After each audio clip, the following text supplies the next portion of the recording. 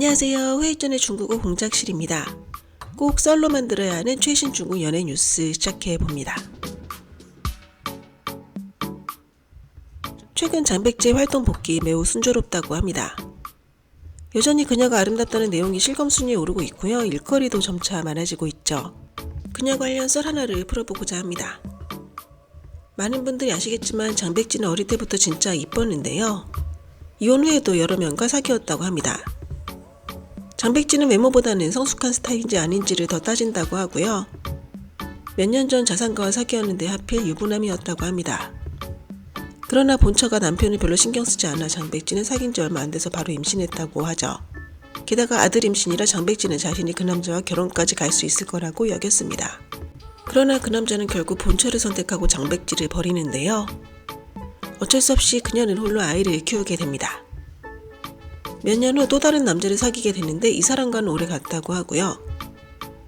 장백지를 버린 그 남자, 아들 양육권 분쟁을 일으키는데 이에 화가 난 장백지는 현재 사귀는 남자와 출국해버리고 결혼까지 합니다. 썰에 따르면 장백지가 오랜 시간 약을 먹은 부작용 때문인지 둔감하다고 하는데요. 돈에만 신경을 많이 쓰고 다른 것엔 큰 관심이 없다고 합니다. 말도 뭔가 조리에 맞지 않아 사람들은 장백지의 정신이 맑지 않다고 말하고 있죠. 그래서 누군가 속인다고 해도 아마 그것조차 알아차리지 못할 거라고 말입니다.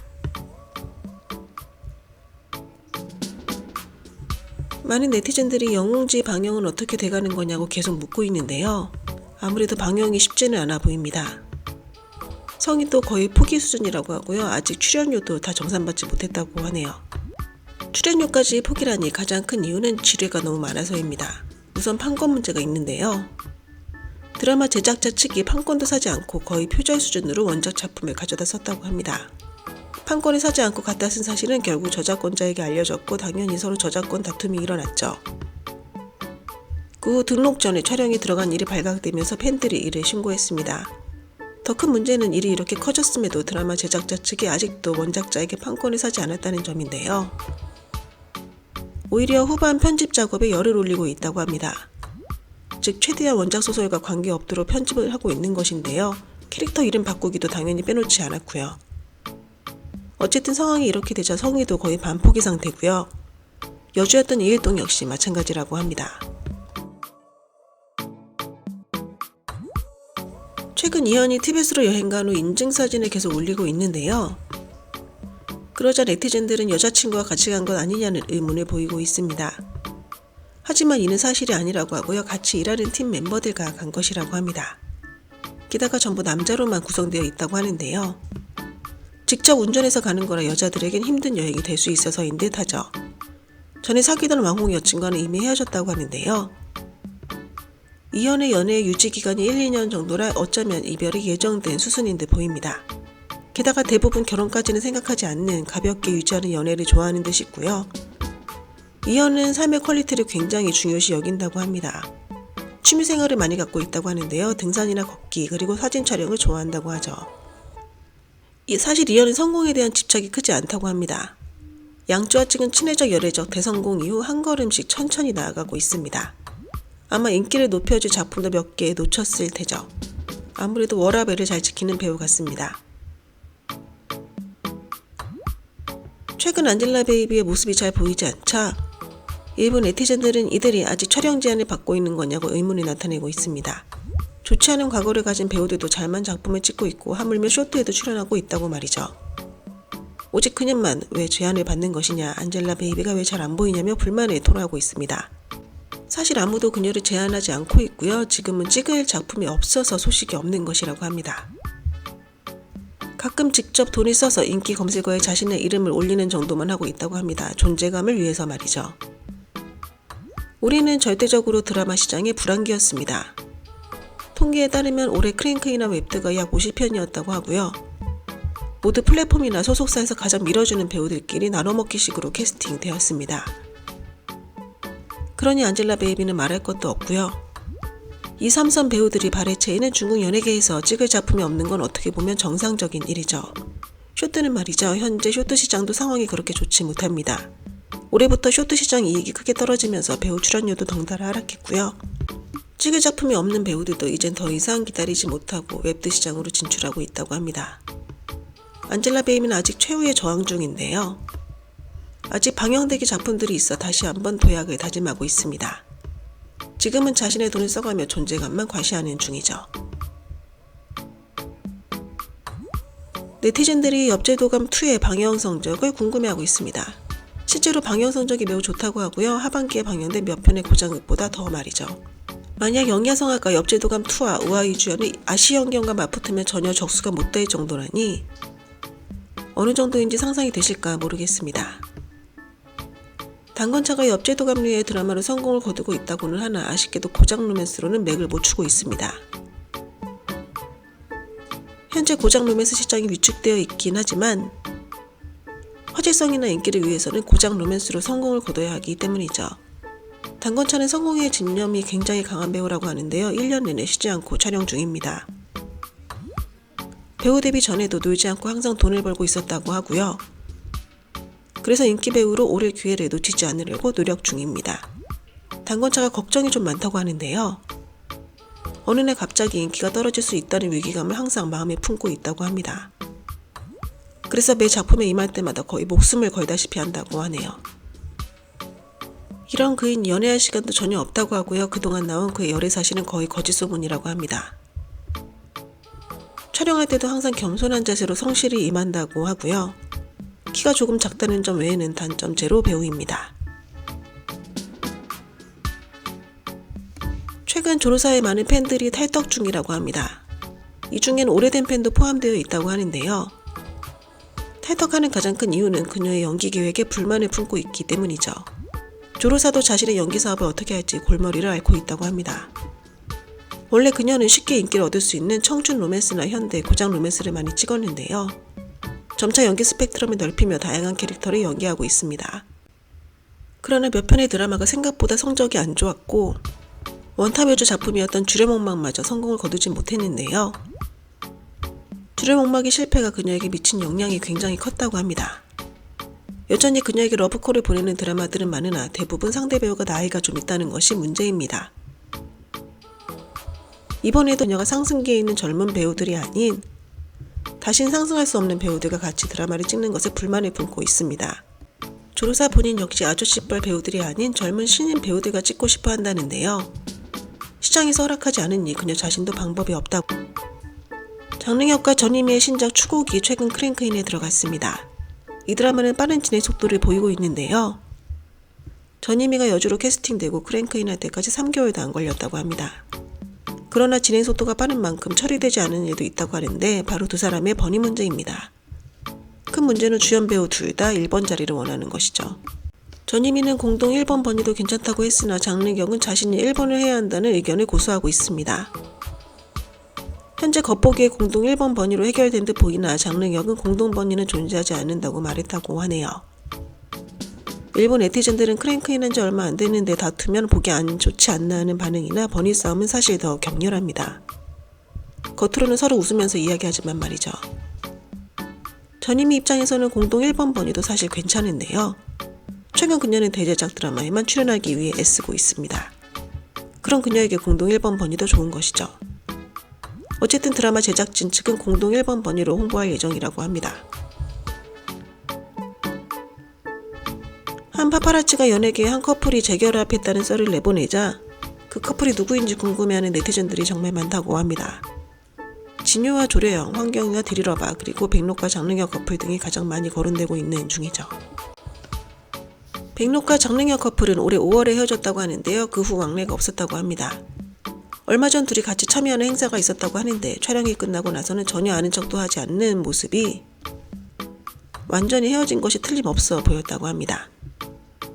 여기서 잠깐 백록과 장릉혁 커플의 결별 원인에 대해 말씀드릴까 합니다. 장릉혁이 백록을 데리고 자신의 부모를 만나러 갔다고 하는데요.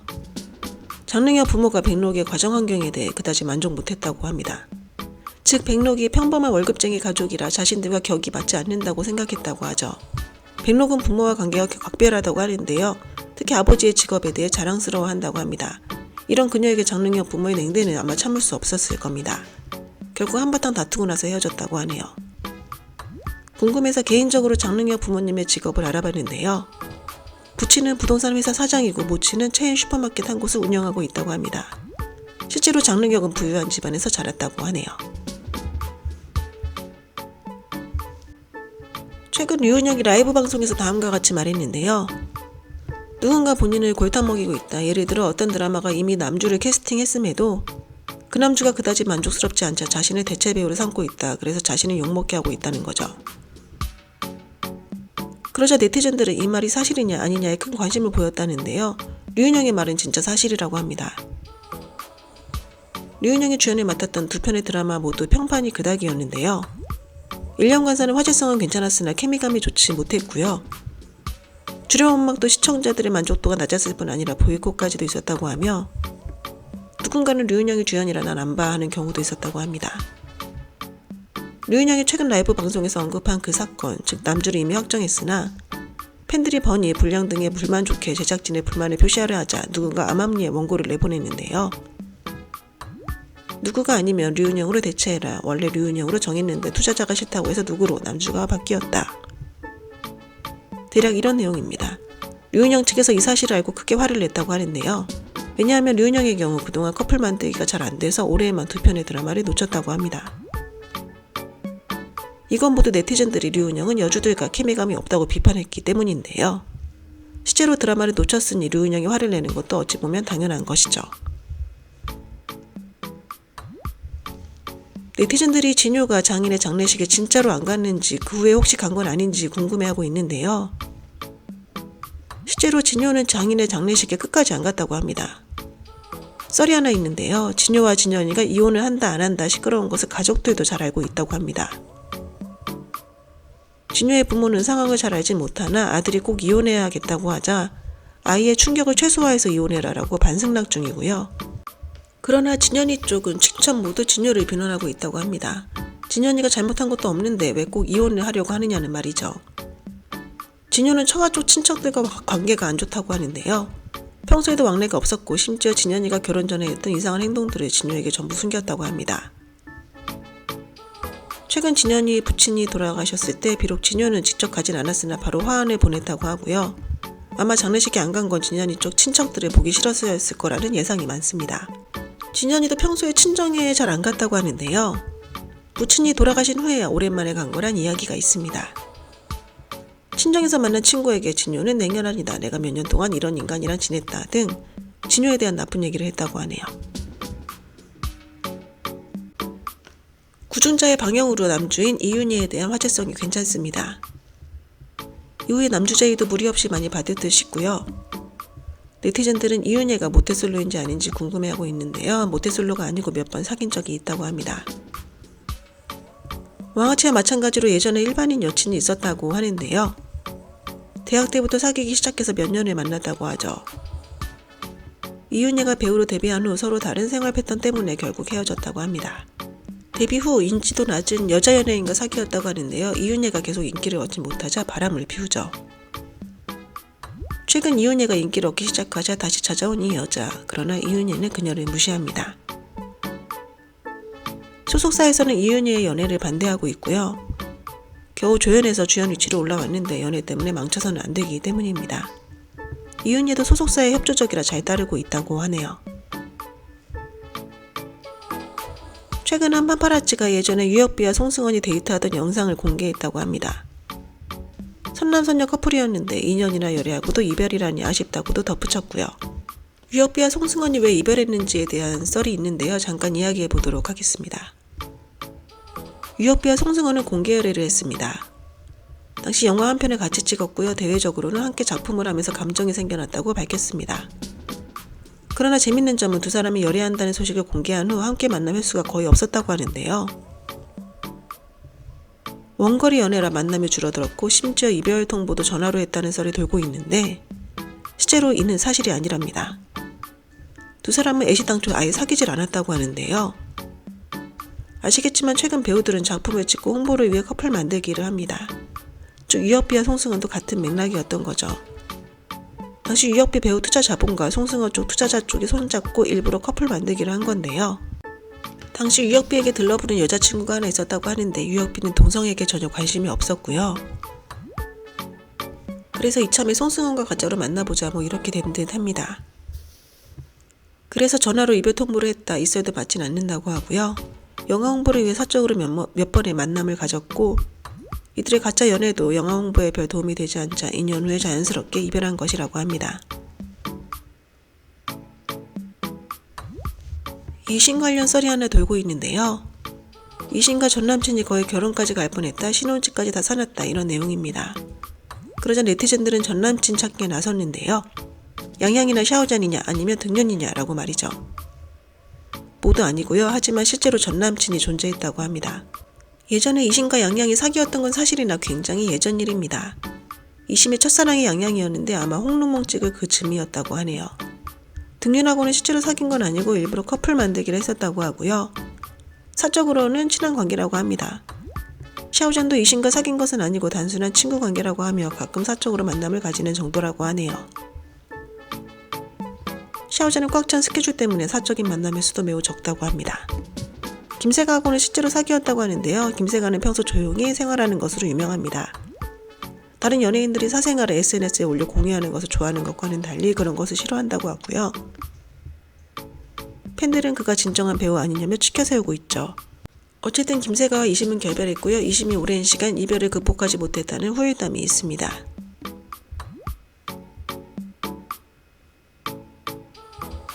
네, 마지막으로 오기륜과 류도의 아주 예전 열애 스토리를 준비했습니다. 예전에 오기륜과 류도가 사귀었다고 하는데 많은 사람들이 모르는 듯 합니다. 때는 바야흐로 2004년 두 사람은 함께 드라마를 찍으며 사귀게 되는데요. 연애 기간도 꽤 길었다고 합니다. 서로 잘 사귀는 와중 오기륜에게 경제 이슈가 생기게 되는데요.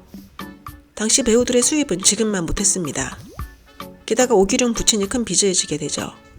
가족의 빚을 모두 오기륜이 부담하게 되는데요. 가족 모두 오기륜이 빚을 갚아주기만을 바라는 그런 상황이었던 거죠. 또 하필 효심이 깊었던 오기륜, 부모에게든 형에게든 맹목적으로 가족에게 잘하는 스타일이라고 합니다. 돈을 벌면 전부 가족의 빚을 갚아주었다는군요. 오기륜은 류도와 사귈 때도 계속 가족의 빚을 갚는데요.